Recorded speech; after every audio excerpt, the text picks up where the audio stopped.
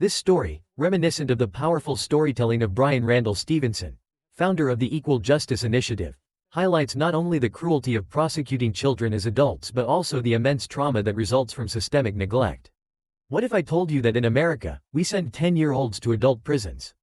That a 14-year-old boy was raped and abused in jail because he thought his mom was dead. I've been working on children, working for children, prosecuted as adults. We have this phenomenon in America where we're actually sending children to adult jails and prisons. There are 250,000 kids serving long prison sentences in adult jails and prisons. There is no minimum age for trying children as adults in 15 states. That means we put 9 and 10 and 11-year-old children at risk of adult prosecution. I represent kids who've been sentenced to die in prison, life imprisonment without parole. Some as young as 13 and 14, and the only way we can make sense of this is being so far away that we don't see the details. Well, I've gotten proximate, I've seen the details. I worked on a case some years ago involving a 14-year-old boy who was living in a household where his mother was repeatedly the target of a lot of domestic violence. This boy's mother had a boyfriend, and when this man would start drinking, he'd become violent. And one day he came home after he'd been drinking, and he called the boy's mother into the kitchen. He didn't say anything to her, he just walked up to her and he punched her in the face. She fell down and she hit her head as she fell, and she was on the floor unconscious, bleeding. Her son came running into the kitchen to try to help his mom recover, and he couldn't get her to wake up. He couldn't get her to move, and after 10 minutes, this child thought his mom was dead. She wasn't dead, but he thought she was dead. The man had gone into a bedroom and fallen asleep. This little boy got up and he walked into the bedroom to call the police or to call an ambulance, but then he remembered that this man kept a handgun in his dresser drawer. And so instead of picking up the phone, he opened up that dresser drawer and he pulled out that gun. And he walked over to where the man was sleeping, and this little boy pointed the gun at the man's head. The man was snoring, and when the man stopped snoring, this little boy tragically pulled the trigger.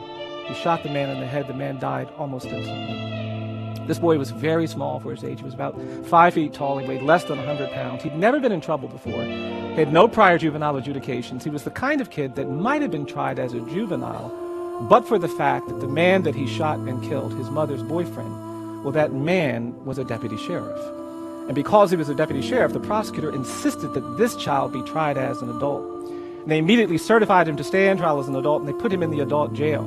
His grandmother called me after he'd been there for 3 days and asked me to get involved. I went to the jail, and I sat in there, and this little boy came in, and he sat down, and I started asking him questions, but no matter what I asked him, he wouldn't say a word. He just sat there. I finally put my pen down, and I said, look, I can't help you if you don't talk to me. You got to talk to me. The little boy wouldn't say anything.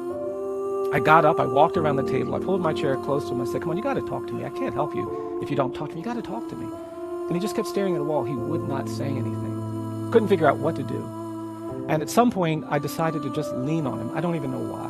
But I leaned on this little boy, and when I leaned on him, he leaned back. And when he leaned back, I put my arm around him, and I said, come on, you got to talk to me. I can't help you if you don't talk to me. And that's when this child started to cry. And through his tears, he began talking to me, not about what happened with his mom, not about what happened with the man, but he started talking to me about what had happened at the jail. He told me on the first night several men had hurt him. He told me on the next night several people had raped him. He told me on the night before I'd gotten there so many people had hurt him he could not remember how many there had been. I held this little boy while he cried hysterically for almost an hour. I finally got him calm and I said, look, I'm going to get you out of here. You stay right here. I'm going to get you out of here. And I never will forget that child grabbing my arm saying, please, please, please, don't go.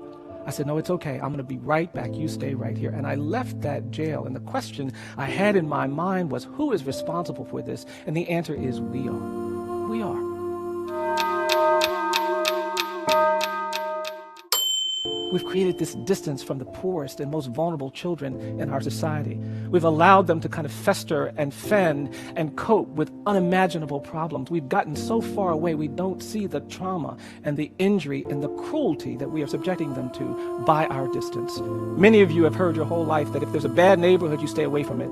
If there are bad schools, you don't go to them. If there are places where there's poverty and abuse and neglect, stay as far away as you possibly can. I'm here tonight to tell you that the opposite is what we need to do if we're about justice. We've got to get closer to those places where there's poverty and abuse and neglect. We've got to go inside those bad schools. We've got to get inside jails and prisons. We've got to get closer to the people who are coming out of these institutions. We've got to hold those children who are vulnerable and neglected and marginalized closer. And I'm here to tell you that there's power in proximity. That sometimes you don't think you have the tools and skills necessary to change these things, but I'm here to tell you that just sometimes getting proximate can make the difference.